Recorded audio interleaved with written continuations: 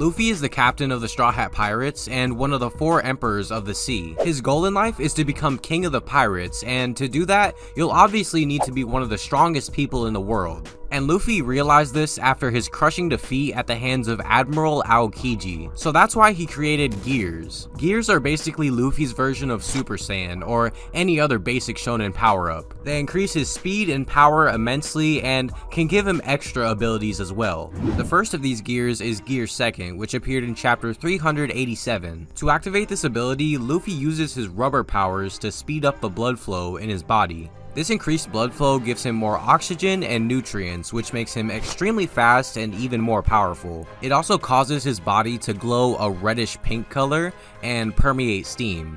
And like many other shonen power-ups, Gear Second has drawbacks as well. If Luffy uses this form for long periods of time, he could possibly become immobile. This happened in his fight with Rob Lucci when he pushed himself to the absolute limit to defeat the assassin. Now pre-time skip, Luffy took a few seconds to activate this ability, but post-time skip, he can activate Gear Second instantly, and it takes way less stamina as well. But one more very dark fact is that Lucci suspected Gear Second could be taking away Luffy's lifespan every time he uses it. And this theory came from one of the most skilled assassins in the One Piece world, so it could very well be true. Lucci's statement, among many others, has also contributed to the theory that Luffy will die young. So yeah, I'll let you sit with that one. Gear Third is Luffy's second power-up. It was first seen in chapter 403, but it was properly shown off in chapter 421. This technique is activated when Luffy bites into his thumb bones and blows air into them. And since he's made out of rubber, this causes his arm to expand like a balloon. He can also allocate all of this air into different parts of his body, such as his torso or his legs. Luffy can distribute all of this air into one piece of his body as well, which will make that limb the size of a giant's. As you may have guessed, Gear Third increases Luffy's strength by leaps and bounds, even more than his Gear Second form. His AoE is also increased significantly, as seen when he punched Lucci through multiple buildings. The main drawback of this form before the time skip was that after a couple of minutes, Luffy would shrink down to the size of, I don't even know what you would call this, a child. Yeah, let's call it a child. But post time skip, this drawback doesn't even exist because of Luffy's training.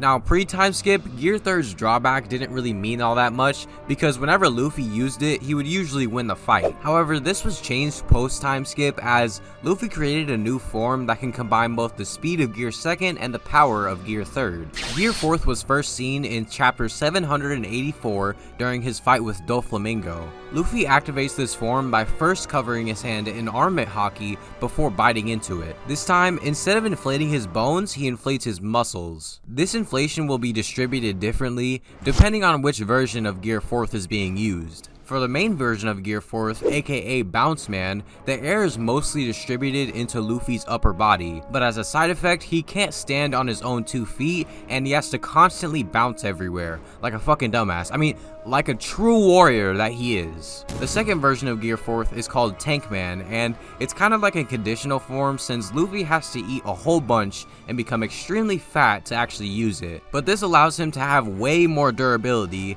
at the cost of mobility. The third version of Gear Fourth is called Snake Man. In Snake Man, Luffy inflates his muscles evenly and he becomes even faster than his Bounce Man form, but obviously this is at the expense of power. But regardless, all versions of Gear Fourth are extremely powerful, and for a long time in the series, whenever Luffy activated this form, he would get boosted to the top tiers of the One Piece world. And now it doesn't really matter what version of Gear Fourth Luffy starts out with, as in his most recent fight with Kaido, he's seen swapping between Gear Fourth forms in an instant. I've tried to record this line so many times, I cannot. Gear Fourth also gives Luffy extra perks as well, such as flight, longer attack range, and a major increase to his defense since most of his body is covered in armament hockey. And no matter what version of Gear Fourth Luffy is using, the main drawback of this form is the 10-minute recharge time. And by recharge time, I really mean it, as most of his fights where he runs out of energy in Gear Fourth, the only thing he can do is run away. He has absolutely no stamina left.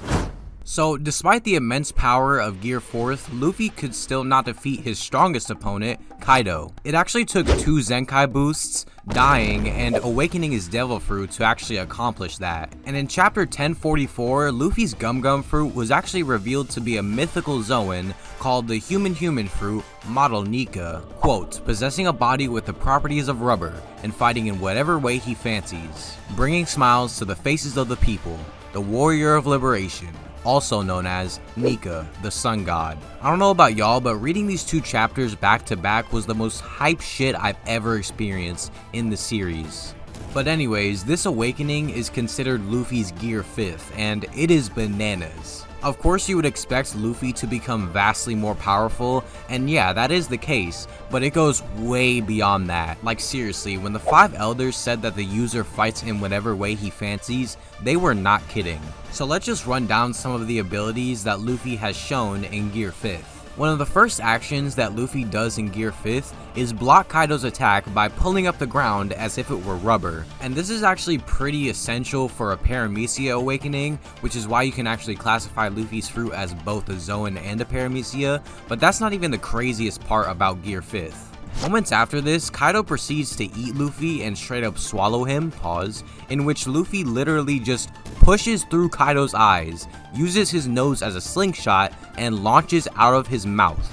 And this wasn't like an insta-kill move or anything like that. This was like a Looney Tunes-esque attack or animation or whatever. This cartoonish fighting is seen multiple times throughout the fight as well, such as when Luffy runs back to the stage on some Super Smash Bros type shit, or when he punches through Kaido's head.